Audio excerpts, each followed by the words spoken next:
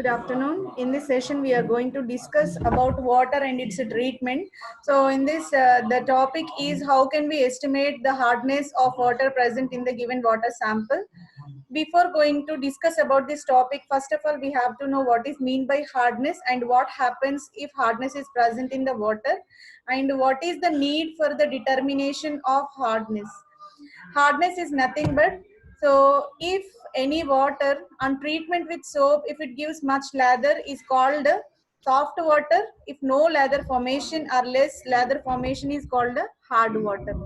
So hardness can be identified by using the soap treatment method. This hardness is mainly induced due to the presence of dissolved salts like calcium and magnesium. They are existing in the form of chlorides, bicarbonates, and sulfates. When calcium chloride, magnesium chloride, calcium sulfate, magnesium sulfate, calcium bicarbonate, magnesium bicarbonate, such as salts when present in water, that induces hardness. It may be temporary and permanent. Temporary hardness in the sense, if the hardness removed by simple boiling is called temporary hardness. Hardness removed by different methods, it is not removed by simple boiling, separate methods are required, is called permanent hardness. Bicarbonates when present in the water, that induce temporary hardness. Non bicarbonate hardness, otherwise chloride and sulfate type of hardness is there, that is called a permanent hardness. This is about hardness. Next, let us discuss what happens if water contains hardness. If water contains hardness, especially this water is treated as an engineering material in engineering applications. So for example, let us take the steam generation for power, hydroelectric power generation. In that case, steam is required. To generate that steam, we have to heat the water continuously at high temperature so that hot water vapor is generated, which is called the steam. So during the steam generation, if water contains any dissolved salts of hardness, that induce so many troubles. There is a formation of hard scales and loose slimy material called sludges, and even boiler corrosion is possible. Then breakdown of boiler is possible, failure of boiler is possible. Caustic embrittlement is another adverse effect generated due to hardness present in the water, and even efficiency of boiler will be reduced. Priming and foaming are other disadvantages or adverse effects when water contains dissolved salts of hardness. In order to remove all these dissolved salts and hardness present in the water, it is important to know how much amount of hardness present in the water. That's the reason why in this session we are going to discuss about this amount of hardness present in the water determination by using complexometric method. This complexometric method is also called as EDTA method. The main principle involved in this EDTA method is, first let us see what is the structure of EDTA. Ethylene diamine tetraacetic acid. When this EDTA is treated with calcium and magnesium, there is a formation of complex. Because of that complex, we can identify amount of hardness present in the given water sample. In order to determine that, first of all, we have to see what are the important ingredients and what is the main principle involved in this complexometric titration. In order to do this, first we have to take disodium salt of EDTA, that is ethylene diamine tetraacetic acid. So water first treated with the indicator, that indicator is Eriochrome black tea, which simply called EBT. This EBT indicator is mainly used to identify the color change at the end point, and pH should be maintained in the reaction in the range of 9 to 10. So buffer solution, basic buffer solution is required to maintain this pH, and endpoint color change will be from red to blue color. When red to blue color is observed, we have to indicate as a completion of the reaction. It is the volumetric estimation of hardness of water by using this EDTA. In this EDTA, able to form the complex with calcium and magnesium salts. That's the reason why we can estimate. Here is the chemical equation which used to represent the entire principle of this estimation process. So this is called hard water, where we have calcium and magnesium dissolved salts. When this hard water is treated with Eriochrome black tea indicator, there is a formation of red color. This red color now represented either calcium EBT or magnesium EBT, which is the unstable red color complex. This formed calcium EBT or magnesium EBT titrated from the burette against EDTA solution.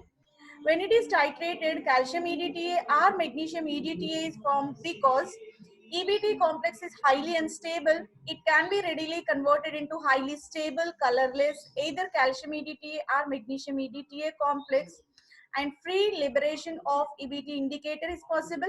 This liberated indicator color will be blue. And the next, let us see what are the chemicals required. Preparation of standard hard water. Here, standard hard water is nothing but when 1 gram of calcium carbonate exactly weighed and added with dilute hydrochloric acid and heated up to high temperature, complete evaporation is possible. Total liquid is evaporated till that we have to heat so that it is converted into calcium chloride. Whatever solid generated at the bottom of that beaker added with distilled water and 1 liter of hard water is prepared by using that. So in this we are taking 1 gram of calcium carbonate added with excess amount of HCl and evaporated to dryness. The solid residue generated at the bottom is now added with 1 liter of distilled water. So this is about standard hard water prepared whose molarity after the calculation will be 0.01. This is called standard hard water because we prepared ourselves and whose concentration is known. In order to prepare the solution of EDTA, 4 grams of EDTA should be dissolved in 0.1 gram of magnesium chloride and added with 1 liter of distilled water so that EDTA solution for this titration was prepared. Indicator is Iriochrome black tea. 0.5 grams of Iriochrome black tea was taken and 100 ml of ethyl alcohol was taken. So it is a suitable solvent to dissolve this Iriochrome black tea. Preparation of buffer solution. Here, in order to maintain the pH 9 to 10, it is required to add buffer solution. Ammonium chloride and ammonia solution are used to make this basic buffer. 67 grams of ammonium chloride, 570 milliliters of concentrated ammonia solution were required, and the total solution is made up to 1 liter.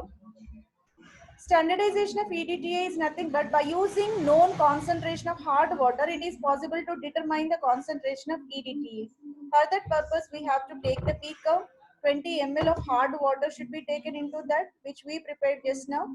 And to this, we have to add buffer solution of 2 ml, 2 to 4 ml buffer solution was added. And second is 2 ml of EBT indicator was added to that beaker so that color changes from red to blue. Where the color changes from red to blue during the titration with EDTA, that was considered as the end point, and we have to use the formula M1V1 is equal to M2V2. Let us consider M1V1 values belongs to standard hard water, M2V2 values belongs to this EDTA. So all the remaining terms are well known and it is possible to calculate molarity of EDTA solution. Determination of total hardness, this is a second step. In order to determine the total hardness of water, we have to fill the burette again with same EDTA solution just to we perform the titration. Into this conical flask, we have to take the sample water. Instead of prepared standard hard water, here sample hard water should be taken. Sample hard water is nothing but whose hardness we want to determine, that water sample should be taken here. And again buffer solution of 4 ml and 2 drops of indicator was added. Now titrated against EDTA solution and the color changes from red to blue. Again we have to use the same formula, that is M2V2 is equal to M3V3. Let us consider M2V2 belongs to this EDTA. M3V3 terms belongs to this sample hard water. M2 is nothing but molarity of EDTA just calculated in step 2. And V2 is nothing but volume of EDTA which consumed for this titration. If it is consumed 11.5, we have to indicate V2 as 11.5. M3, we want to determine this molarity of total hardness, that is M3. It is required to calculate. V3 is volume of sample hard water. We prepared out 20 ml of hard water sample here. In this way, we will get M3. After getting M3, estimation of total weight, total hardness. Total amount of hardness is given by M3 into molecular weight of calcium carbonate into V by 1 liter, because just we are shuffling the molarity formula. Molarity is equal to weight by gram molecular weight into 1000 by V. So when we shuffle this equation, it becomes M3 into molecular weight of calcium carbonate into V by 1000. Then M3 into molecular weight of calcium carbonate, it is 100. Then 1000 volume is 1000 by 1000 was also already given. That's why VB get cancelled. Then M3 into 100 grams. In order to convert the grams into milligrams, again the formula should be multiplied with one more 1000. It will become M3 into 10 to the power of 5. When it is converted into M3 into 10 to the power of 5, that is milligram per liter. Milligram per liter is nothing but parts per million. In this way, total hardness is calculated in parts per million ppm. In the same way, we are going to determine the permanent hardness. As already we know, when water sample is boiled for some time, all temporary hardness is removed. Only water contains a permanent hardness. So that's the reason why what we are doing, same water sample, just we took in the step 2. So same 100 ml of water sample was taken in the beaker and subjected to heating till the volume becomes exactly half. If you are taking 100 ml, that should reduce to 50 ml by boiling process. When we are boiling, all the bicarbonate hardness or temporary hardness removed while boiling process. Now it is added with distilled water to make up to 100 ml again. Now pipetted 20 ml of the solution into the conical flask. This boiled hard water should be pipetted out into the conical flask. Again 4 ml buffer solution and 2 drops of EBT indicator. 2 drops of EBT indicator is added. Then again titrated against TDTA solution. Again color changes from red color to blue.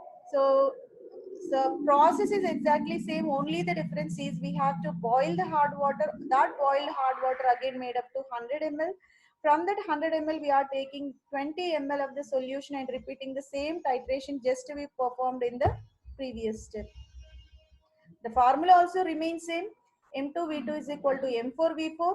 M2V2 stands for EDTA terms. M4V4 stands for boiled hard water terms, nothing but permanent hardness terms. So M4 we have to calculate. M4 is equal to M2V2 by V4. All the terms are known. That's why molarity of permanent hardness is calculated. When molarity is known, it's very simple to convert into its weight. Permanent hardness is nothing but M4 into 10 to the power of 5. Simply we can multiply with 10 to the power of 5. We will get permanent hardness of water. Okay. So when permanent hardness, total hardness both are known, it is very simple to calculate temporary hardness of water.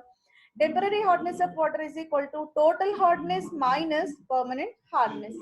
Again, the value is obtained in ppm. In this way, estimation of hardness of water is possible. Now, let us revise the topic again. Estimation of hardness is nothing but calculating the amount of hardness present in the given water sample by using complexing agent called EDTA. EDTA stands for ethylene diamine tetraacetic acid.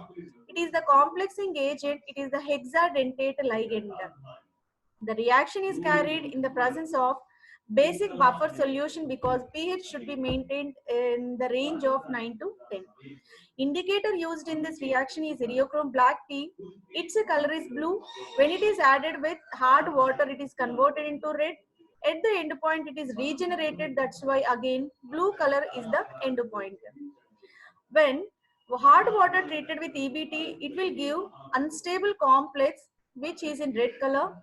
When it is titrated against EDTA solution, it is converted into calcium magnesium EDTA plus liberation of EBT indicator. In this way, due to the formation of stable complex between calcium and EDTA, so this titration is possible, hence it is called a complexometric method. Here, standard hard water is prepared by taking 1 gram of calcium carbonate and dissolving excess of HCl and subjected to boiling until total liquid is evaporated. Now, distilled water is added and 1 liter solution is made. This is standard hard water, which is 0.01 molar. In order to find out the molarity of EDTA, bear it filled with EDTA solution into the conical flask. 20 ml of just prepared hard water, that is standard hard water, should be taken. Added with buffer solution, because reaction carried in basic medium 9 to 10 pH is very essential to maintain. That's why we are adding the mixture of ammonium chloride, ammonium hydroxide buffer. That 4 ml of buffer solution is added and 2 drops of EBT indicator. Color becomes red. Now it is titrated against EDTA solution, so that color changes to red to blue, which is the end point. Here we have to use the formula M1V1 is equal to M2V2. Molarity of EDTA will be calculated. When we are estimating the total hardness, so conical flask should be taken with 20 ml of sample hard water. So whatever the solution we want to estimate, that solution should be prepared out into the conical flask, and the remaining titration process will be exactly same for just like standardization of PDT. We have to use the formula M3V3 is M2V2 is equal to M3V3, so that molarity of total hardness will be calculated. If molarity is known, weight is given by molarity into gram molecular weight into V by 1000. So if we substitute all the values, simply it is represented as M3 into 10 to the power of 5 in order to get the value in terms of milligram per liter, which is also exactly equals to parts per million. In this way, total hardness is calculated.